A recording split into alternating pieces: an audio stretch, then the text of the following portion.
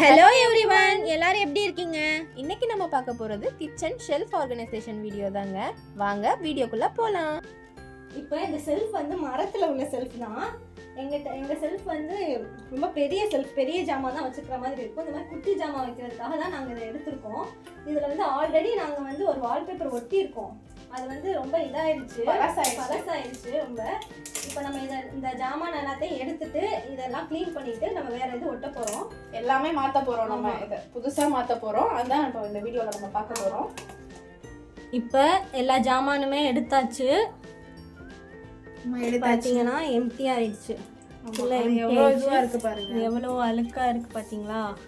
நாங்கள் இதை மாற்றி கிட்டத்தட்ட 1-2 இயர்ஸ் இருக்கும்னு நினைக்கிறேன்.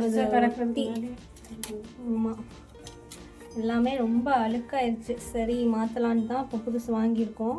மேலே ஒட்டியிருக்கோம்ல, இதுவே வந்து ஒரு வால்பேப்பர் தான். அதுவே பழசாயிடுச்சு. இது எல்லாத்தையும் பிச்சுட்டு வேறு வால்பேப்பர் நம்ம வாங்கியிருக்கோம்ல. ஆல்ரெடி நம்ம வீடியோ அப்லோட் பண்ணியிருக்கோம். அந்த வீடியோ போய் செக் பண்ணி பார்த்துக்கோங்க. இப்போ இதெல்லாம் ஃபஸ்ட்டு வந்து ரிமூவ் பண்ணிக்கலாம். இதில் ஒட்டியிருக்க ஆல்ரெடி நம்ம ஒட்டியிருக்க வால்பேப்பர் இப்போ ரிமூவ் பண்ணலாம். இப்போ வந்து ஸ்டிக்கர்ஸ் எல்லாம் ரிமூவ் பண்ணியாச்சு. இப்போ கொஞ்சம் தூசியாக இருந்துச்சு, அதனால சோப் போட்டு தேய்க்கலான்ட்டு தேய்ச்சிட்டு இருந்தேன். பார்த்தா அந்த ஸ்டிக்கருக்கு கீழே எவ்வளோ அழுக்காயிருக்கு பாருங்களேன். இது இப்போ தான் அழுக்கு, நான் அதை தேய்க்கலை. எப்படி அந்த ஸ்டிக்கருக்கு கீழே எவ்வளோ அழுக்காச்சுன்னு தெரியல. ஸ்டிக்கர் தான் போட்டுருந்தது அந்த வால்பேப்பரு, அதுக்கு கீழே எவ்வளோ அழுக்கு பாருங்க.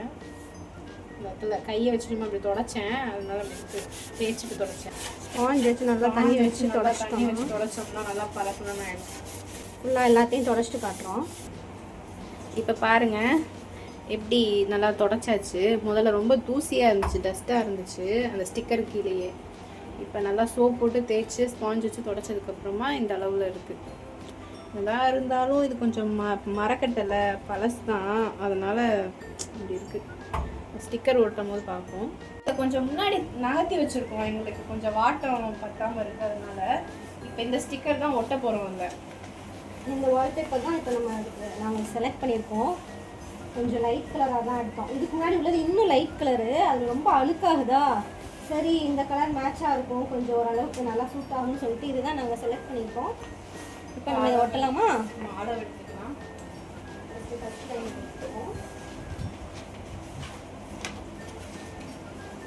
வெயிட் பண்ணுங்க. இப்போ அளவு எடுத்தாச்சு, கட் பண்ணிட்டு வந்து காட்டுறோம். இப்போ நம்ம அளவு எடுத்தோம்ல, அதை வந்து அப்படியே ஆஃபாக எடுத்துட்டோம். கரெக்டாக அது ஆஃபாக தான் வந்தது. அந்த அளவுக்கே கரெக்டாக இந்த செல்ஃபோட அகலம் அவ்வளோதான் இருக்குது. ஏன்னா இது குட்டி செல்ஃப் தான், இது கொஞ்சம் பெருசு. இந்த மாதிரி ஓப்பன் பண்ணிட்டு ஃபுல்லாக ஓப்பன் பண்ணிடக்கூடாது, டக்குன்னு இதாகிடும், சுருங்கிடும். அப்புறமா நம்ம இதனால ஸ்ட்ரைட் பண்ணாலும் ஸ்ட்ரைட்டே ஆகாது. ஆமாம், ரொம்ப கஷ்டமாக இருக்கும் நமக்கு. இப்போ ஒரு ஆளாக ஒட்ட முடியாது. இது எப்படியும் 2 பேர் ஹெல்ப், இன்னொருத்தர் ஹெல்ப் பண்ண தான் ஒட்ட முடியும். இப்போ நம்ம ஒட்டிக்கலாம்.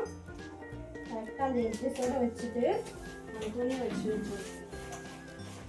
ஏதாவது ஒரு டவல் இல்லை ஏதாவது ஒரு தேய்க்கிறதுக்கு வச்சுக்கோங்க.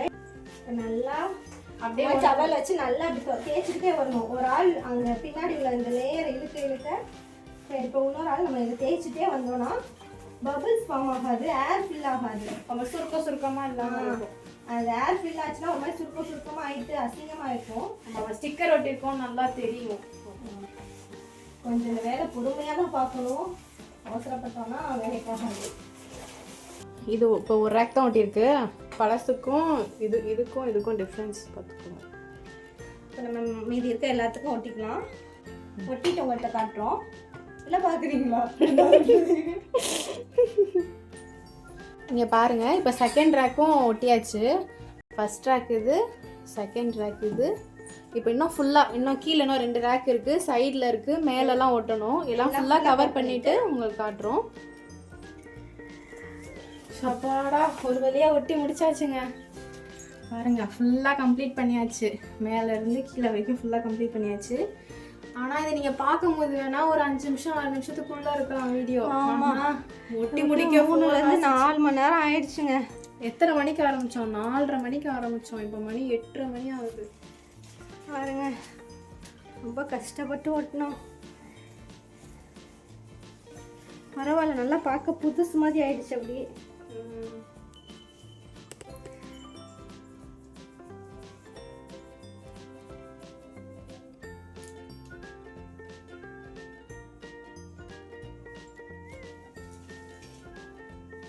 பார்த்தீங்களா எப்படி இருக்குது? எப்படி இருக்குன்னு கமெண்ட்ஸில் சொல்லுங்கள். ரொம்ப கஷ்டப்பட்டு ஒட்டணும். இப்போ இதெல்லாம் ஒட்டி முடிச்சாச்சு. அடுத்து வந்து இதில் ஆல்ரெடி இருந்த மசாலா ஜாமான்லாம் வந்து நாங்கள் புது கண்டெய்னர் வாங்கியிருக்கோம், அதில் கொட்டி மாற்றி வைக்க போகிறோம். இது நம்ம வாங்கினோம்ல டப்பா, மீஷோவில் வாங்கியிருந்தோம்ல, அந்த டப்பாவில் வந்து மளிகை ஜாமானை மாற்றி வச்சுக்கலாம். பழைய டப்பாலேருந்து இப்போ நம்ம இதில் மாற்றி வச்சுக்குவோம்.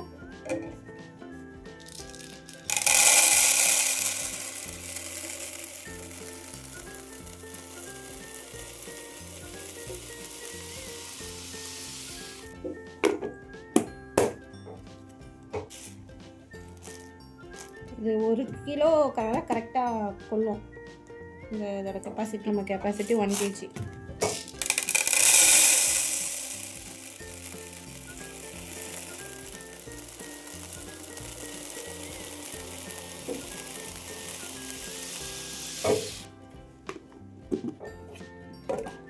அடுத்து இந்த டப்பாவில் ஃபில் பண்ணிக்கலாம்.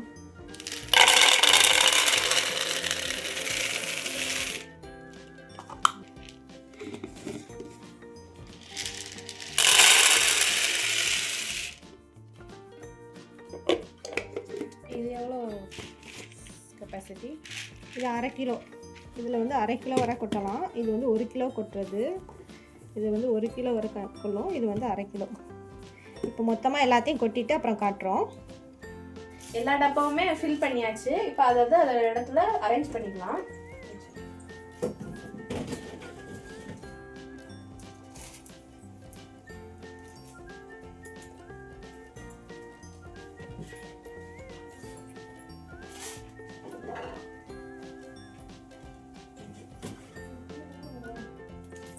இப்போ நாங்கள் எல்லாத்தையும் ஃபுல்லாக அரேஞ்ச் பண்ணிவிட்டு உங்கள்கிட்ட காட்டுறோம்.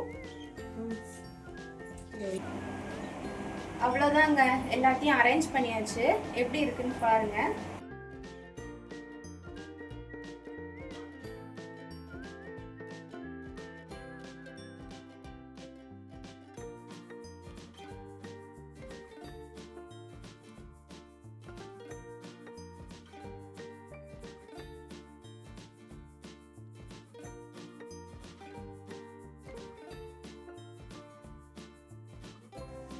ஓகேங்க, வீடியோவோட எண்டுக்கு வந்துட்டோம். நீங்கள் இந்த வீடியோவை என்ஜாய் பண்ணியிருப்பீங்கன்னு நினைக்கிறேன். உங்களுக்கு இந்த அரேஞ்ச்மெண்ட்ஸ்லாம் பிடிச்சிருந்துச்சுன்னா கமெண்ட்ஸில் சொல்லுங்கள். நான் வேறு ஒரு வீடியோவில் பார்க்குறேன். பாய்.